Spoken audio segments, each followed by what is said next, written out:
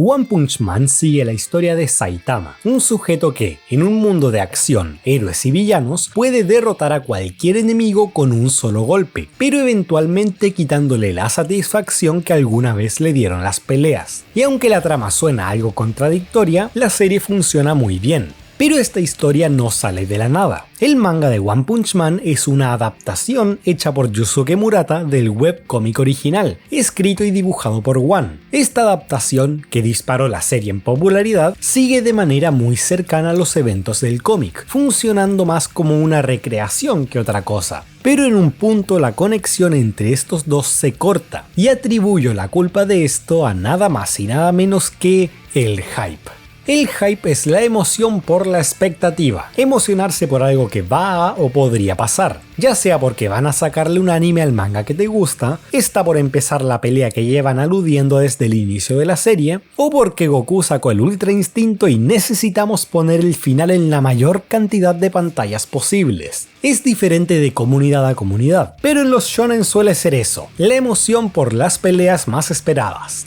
¿Pero cómo? ¿Cómo la simple emoción de la gente lo arruinó? ¿Quién dice que se arruinó en primer lugar? Todo esto nace en base a los cambios que se hicieron a la historia. El manga, junto con adaptar, se encarga de estilizar, exagerar o contextualizar los eventos del webcómic. Aprovecha que puede durar más para alargar peleas o añadir escenas que mejoran la idea original. Las escenas del final de Saitama contra Genos, Boros enviando a Saitama a la luna o la pelea contra el 100 pies anciano no existen en el cómic. Los arcos del super torneo y la redada de monstruos son totalmente nuevos y muchos personajes reciben historias o pasados como Silverfang en la pelea contra Garou. Estos funcionan porque no interrumpen el flujo de la historia, sino que se alojan a un costado para darle más peso a ciertos momentos. Apuesto a que muchos no sabían que Orochi, el rey de los monstruos, no existía en el cómic, pero calza perfecto porque en lugar de redirigir la atención hacia él, ayuda a darle cara a la asociación de monstruos, representando el poder al lado del cerebro que es Yoro Yoro.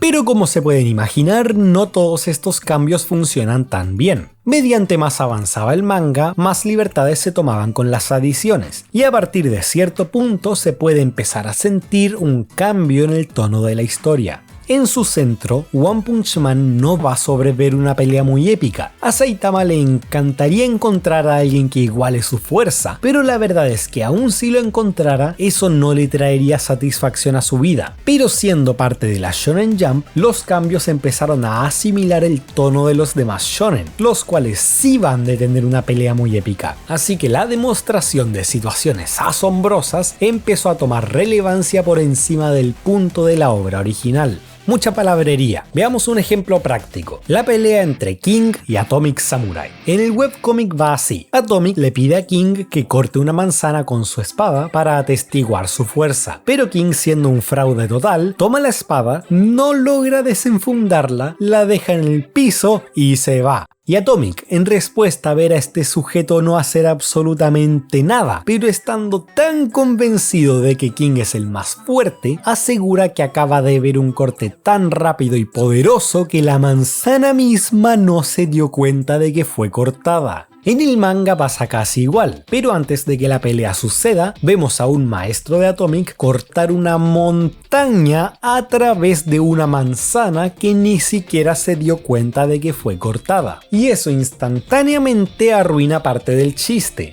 El punto del chiste original es que todo el mundo está tan convencido de que King es un monstruo que al verlo fallar en cualquier aspecto se van a inventar la explicación que sea antes de cuestionarse por un momento su fuerza. Pero al añadir la escena del maestro, ya no es Atomic delirando como demente, es Atomic viendo a King hacer algo que le mostraron esa mañana. No es la pelea más importante del manga, pero sí nos muestra uno de estos cambios de prioridades. Y este es el deseo constante de subir las escalas. Donde en el cómic tienes a Evil Natural Water, en el manga tienes a Evil Ocean Water y al 100 pies sabio. Donde en el cómic tienes el puro nombre de un arte marcial, en el manga tienes una técnica peligrosa y muy destructiva que fue sellada hace años. Y donde en el cómic tienes a Phoenix Man muerto en un instante, en el manga tienes una pelea tan larga y poderosa que tuvieron que rehacerla para cambiarle el final de lo roto que estaba Phoenix Man.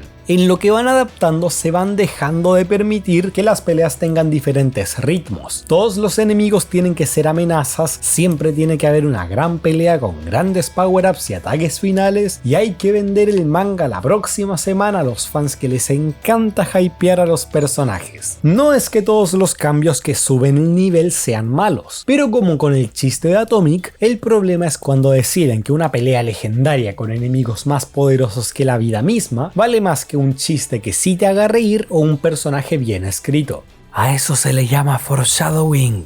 Pero ¿por qué no vemos un cambio que sí afecte de manera importante a la trama? Como el arco de las hermanas psíquicas. El conflicto central de este arco es que Fubuki por primera vez decide afrontar sus miedos y pelear contra su hermana que la aterra. ¿Y cómo no hacerlo? Lleva toda su vida alejando a todos de ella e intentando controlar cada aspecto de su vida, encarándole que es débil y que no puede hacerlo ella misma. Y ahora está amenazando con arrebatarle todo y a todos los que quiere. Y tiene el coraje, le hace frente con todo lo que tiene, pero aún así no es lo suficientemente fuerte para detenerla. No logra que le entre en la cabeza que puede vivir por ella misma. Pero luego de una larga pelea contra Saitama, que la deja agotada, se resuelve con los amigos de Fubuki desafiando a Tornado y diciendo que preferirían morir peleando a abandonar a su líder, y que se volverán más fuertes para que nunca más los pueda amenazar. Y después de que todo el arco pinta a Tornado como una persona realmente mal y equivocada, finaliza con un recuento de la vez en la que un héroe la salvó y la inspiró a ayudar a los demás, pero fue su miedo a perder a su hermana lo que torció esa inspiración y la llevó a lo que es ahora. En su lugar, en el manga tenemos que el conflicto principal se basa en una asociación malvada que persigue a los psíquicos, y Tornado no está medio loca alejando a todos de su hermana, solo está preocupada porque no puede protegerla. Realmente no quiere matar a Psychos, realmente no le agrada forzarla a separarse de su grupo, realmente no quiere asustar a la gente, todo es culpa de la asociación malvada.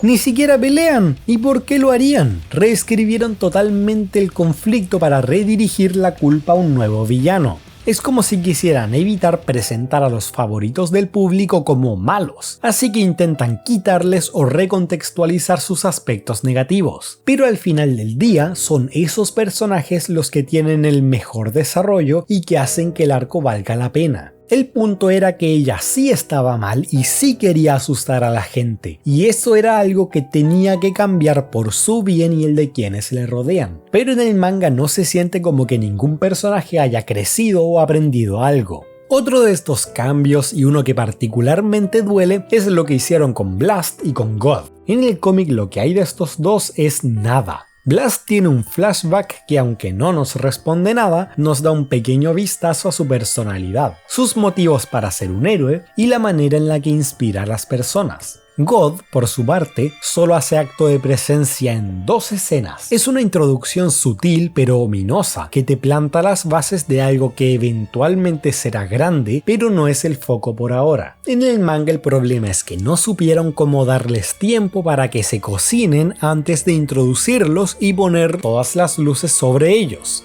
En el mismo arco que los introducen, deciden darle un giro a la historia y hacer que los eventos que originalmente sucedían por otros motivos ahora tuvieran que ver con ellos. El contexto de Blast sucede mucho antes que el arco de las hermanas, y aunque sí le dan una escena nueva muy pero que muy interesante, y que encaja con la sutileza del cómic, el sujeto de verdad aparece tan solo 5 capítulos después, con un diseño, poderes, personalidad e historia completamente nuevos, y sinceramente no pega tanto. Me parece divertido que lo hayan hecho el sujeto buena onda con poderes increíbles, pero llega sin nada de antelación en un punto de la historia que realmente no lo necesitaba, y lo tienen que retirar porque si no resolvería la historia demasiado fácil. Y God, esa presencia sutil pero imponente, perdida. Después de su introducción se vuelve inmediatamente la fuerza antagónica principal, estando detrás de los motivos de Orochi, Psychos, Blast y aprovechándose de los esfuerzos de Garou, hasta el punto en el que en el arco actual se encuentra detrás de las acciones de la Villa Ninja. Me agrada que adelanten algunas cosas. El cómic avanza lento y uno de mis personajes favoritos tuvo todo un arco solo para adelantar su debut. No hubiera tenido un problema con poner ciertas escenas adicionales, pero es esto, el robar protagonismo de buenas historias, lo que no puedo explicar con nada más que con el hype. Que no podemos darnos el tiempo de esperar aunque sea un arco más. Tenemos que meterlos ahora y miren qué genial y poderoso es Blast y miren qué amenazante es God. ¿Será capaz de hacerle frente a Saitama? Porque eso es lo que importa, ¿o no? Que Saitama encuentre un enemigo que le haga frente. Es lo que todos están esperando, ¿cierto? Y esto inevitablemente nos lleva a la pelea más esperada del manga, Saitama contra el cazador de héroes Garou. Esta pelea lo es todo. Garou no es solo un enemigo muy fuerte para un gran show final, es un personaje que lleva empujando su propia historia al costado del conflicto de la asociación de héroes, estando completamente solo y sin alianza a ningún lado. Su pelea es la que termina el arco porque toda su ideología se basa en lo que pasa antes, la incapacidad de los héroes de proteger a los más débiles y como muchos de ellos son solo unos egoístas cuyas convicciones desaparecen cuando las cosas se ponen difíciles. Pero el manga genuinamente lo arruina y falla tan a lo grande que comete todos los errores que hemos mencionado hasta ahora al adaptarla. En grandes rasgos, la trama empieza a divergir aquí. Cuando los héroes ya están en las últimas contra los ejecutivos, llega Garou con su forma monstruo, completamente consciente y derrota a todos los monstruos que quedan. Y apenas bajan la guardia, acaba despiadadamente con todos y cada uno de los clase S y les instaura lo que no han sentido en mucho tiempo: miedo. Y con todos en el suelo, dice al aire para que todos escuchen: voy a matar a ese niño. Mientras se empieza a acercar lentamente, pero la verdad es que él no quiere matar al niño. Avanza lento y anuncia sus pasos porque lo que en realidad quiere es que aparezca alguien, quien sea, que se pueda levantar y hacerle frente, porque esa es su idea de lo que debe ser un héroe, aquel que le puede plantar cara al mal absoluto que va tras un pobre niño. ¿Qué hizo el manga en ese lapso? Decidió que Garou en su forma monstruo era una bestia que no piensa y no tiene control sobre lo malo que hace, porque apenas se libera pasa instantáneamente a derrotar a todos los monstruos y a hacer equipo con los héroes para rescatar a los ciudadanos de los nuevos enemigos Evil Ocean Water y Cien Pies Sabio, mientras que de fondo God y Blast empiezan a actuar, evidentemente sin derrota de los clase S ni amenaza contra el niño que acaba de rescatar.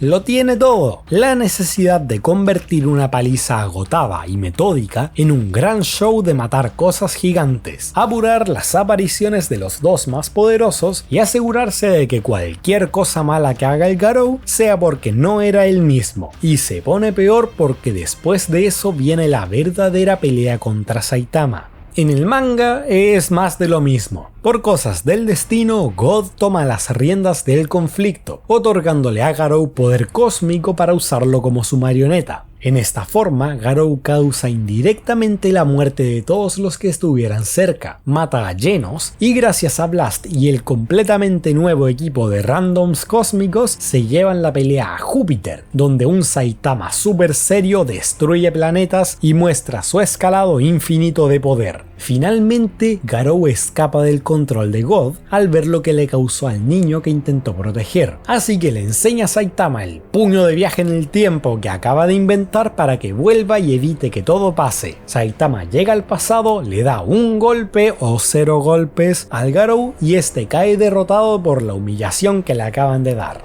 Antes de ver cómo es en el cómic, hay que entender algo, y es el cómo funcionan las peleas contra Saitama. Saitama es el más fuerte, la serie no te hace dudar de ello, se encuentra en un nivel diferente a todos los demás, solitario e incapaz de sentir emoción por las peleas, pero para los demás no es así, todos los demás tienen orgullo, emoción o miedo al librar batallas, es como si vivieran en su propio mundo mientras Saitama existe por encima de ellos viendo las cosas pasar. Esto le da una habilidad muy particular, y es que es el único capaz de ver a las las personas como son. Y eso no es porque es muy sabio o porque es un verdadero héroe, es porque él nunca se siente amenazado o atemorizado por lo que diga un enemigo. Por lo que cuando Garou declara que va a matar a un niño, mientras todos en su mundillo solo ven lo retorcido y podrido que está el monstruo, Saitama ve claramente cómo no está acercándose al niño. Y aunque nadie más lo notó, se dio cuenta de que Garou decidió no matar a ningún clase S a propósito. Y es así como van sus peleas. Sus enemigos solo intentan deshacerse de él, pero él inocentemente les encara la flaqueza de lo que hacen. Él les refleja sus ideologías e inseguridades de vuelta, como si estuvieran peleando con un muro. No es solo que Saitama es el único enemigo que los puede derrotar, es que es la única objeción de la que no se pueden deshacer a golpes. En el webcómic, la pelea es entre un monstruo, una genuina amenaza que atenta contra todo el mundo, y un simple sujeto que se interpone ante él. La pelea empieza. Saitama le encara que no está intentando ir por el niño, que es bastante blando y que realmente solo está jugando al monstruo. Intercambian golpes, fuerza, técnica, velocidad, uno tras otro y nada funciona, pero Garou puede resistirlo, así que empieza a mutar y a crecer y a mejorar, aguantando golpe tras golpe, cada vez más cerca de ser el mal absoluto, aquel que se encuentra por encima de todos, aquel que puede cambiar el mundo. Y Saitama le dice, ¿que no te das cuenta? Eres más débil de lo que eras antes. La pelea se termina porque Garou se rinde. Garou, siendo más fuerte de lo que jamás ha sido, se rinde. No puede derrotar a Saitama. Toda la pelea se la pasa cuestionándolo. ¿Por qué el mal absoluto? ¿Qué lograrás con eso? ¿Para qué quieres cambiar el mundo? Y no le puede responder, pero tampoco logra hacer que se vaya. Mientras Saitama esté presente, todos sus ideales y todos sus esfuerzos son inútiles, porque siempre va a estar aquel que no pueda derrotar. Y es ahí donde Saitama una vez más ve a través de él. Lo que él siempre quiso ser es un héroe, ¿no es así? Por eso decidió tomar la ruta del terror, por eso quería que un héroe se levantara a derrotarlo justamente, porque quería que él o cualquiera de ellos fuera capaz de salvar al niño al que golpean en el parque. A pesar de que él aceptaría la muerte, Saitama lo perdona, ya que nunca mató ni quiso matar a nadie, y logra escapar gracias a la distracción del niño que ayudó y que quería comprobar si estaba bien. Esta pelea es increíble. Puedes sentir la desesperación de Garou mientras intenta superar a Saitama y el sentimiento en su voz cuando le reclama a los héroes que tanto le han fallado a gente como él. Y lo que hicieron en el manga no lo puedo poner de ninguna otra manera que arruinarlo. Garou no aprendió nada. La muerte del niño no fue su culpa. Todo lo malo que hizo se revirtió en un viaje en el tiempo y nunca lo dejaron encarar a los héroes. Pero tampoco habría algo que aprender, porque aún antes de traspasar toda su culpa a alguien más, ya lo habían pintado como un héroe casi en su totalidad y le arrebataron uno de los mejores finales en que el mismísimo villano más poderoso del mundo se rinde al no tener la fuerza física ni mental para llevar su plan a cabo, y en su lugar le dieron un final en el que pierde por un golpe tan fuerte que lo humilló. Y si se han pasado por YouTube, verán que salió bien. Las animaciones del Garou cósmico contra Saitama, nada en contra de los creadores, son buenísimas, y los gráficos de poder exponencial. El arco fue hypeado a lo grande y pasó al registro como la pelea más épica del manga. Y por lo que pinta, parece que se avecina más de lo mismo, pero más grande y más fuerte. Bueno, admito que eso fue un poco más negativo de lo usual. Y yo sé que ambos pueden existir en conjunto, pero no tienen idea qué tanto duele ver una pelea tan buena que consiguió que me leyera algo que se ve así, no recibiera la justicia que se merece y que sea una versión que pierde el punto, la que la mayoría de gente verá. Y eso es básicamente donde está la cosa. En un punto el manga decidió empezar a resolver los misterios por sí mismo, así que no me sorprendería que pronto empiecen a tirar líneas para el arco final. No odio el manga, y no solo porque su arte es uno de los mejores habidos y por haber. Sí me agrada ver a Blast y varios personajes tener más protagonismo, pero siendo la misma historia base, es difícil no comparar cuando uno hace algo mejor que el otro. Si les gusta One Punch Man, pásense por el webcómic. Se lee rápido y One no es tan mal artista como lo pintan. Se nota mucho la progresión de su arte y de verdad sabe cómo hacer buenos paneles cuando se requieren. No se arrepentirán. Ahora yo tengo que... Espera, ¿anunciaron temporada 3? Pero para los demás, no es... ¡Au! Mi lengua.